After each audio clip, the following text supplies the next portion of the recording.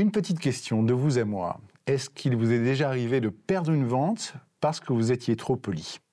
Rassurez-vous, si ça arrive, c'est tout à fait normal, c'est parce que vous avez reçu une excellente éducation et on va voir aujourd'hui, hélas, comment cette trop bonne éducation peut tuer pas mal de vos ventes et surtout essayer de trouver des moyens d'y remédier. Alors, la première chose, si ça vous arrive, la première chose que vous pouvez faire, c'est remercier vos parents. Ils vous ont donné une excellente éducation, ils vous ont rendu socialement désirable, ce qui fait qu'aujourd'hui, vous n'avez aucun problème à intégrer un groupe humain sans vous faire rejeter immédiatement. Par contre, le problème, c'est que ce talent-là s'est fait au détriment de votre capacité à satisfaire immédiatement vos propres besoins. C'est une bonne chose relationnellement parlant, mais d'un autre côté, quand on est commercial, on a besoin de cette capacité à aller finalement stimuler l'autre pour lui faire une proposition.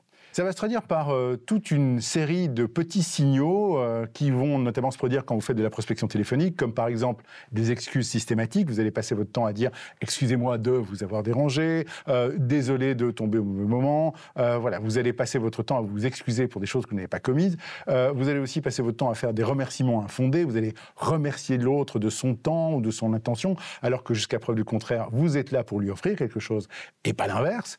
Vous allez utiliser des conditionnels à outrance, donc vous allez demander si on pourrait éventuellement se voir, ce serait bien de pouvoir fixer un rendez-vous, et donc ces conditionnels continuent à trahir votre inconfort personnel.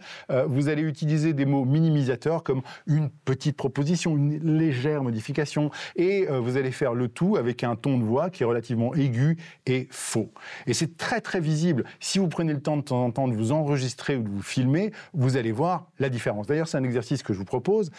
Filmez-vous, enregistrez-vous et passez quelques appels de prospection à froid, puis immédiatement après, appelez un ami pour l'inviter à déjeuner et ensuite réécoutez l'ensemble ou revoyez l'ensemble. Vous allez être surpris de la différence de ton et de posture que vous avez. Alors, je ne demande pas que vous puissiez avoir la même familiarité que celle que vous avez lorsque vous invitez un ami à déjeuner. Mais quelque part, rendez-vous compte que cette posture décontractée et détendue vous servirait aussi si vous étiez en relation avec un client. Donc, avant d'essayer de changer vos mots, changez votre posture, détendez-vous, téléphonez debout, faites des gestes naturels avec vos mains, comme si vous étiez en discussion avec quelqu'un, souriez, faites un pas de danse si vous le voulez, décontractez-vous parce que quelque part, vous allez envoyer un signal fort, relax à votre psyché.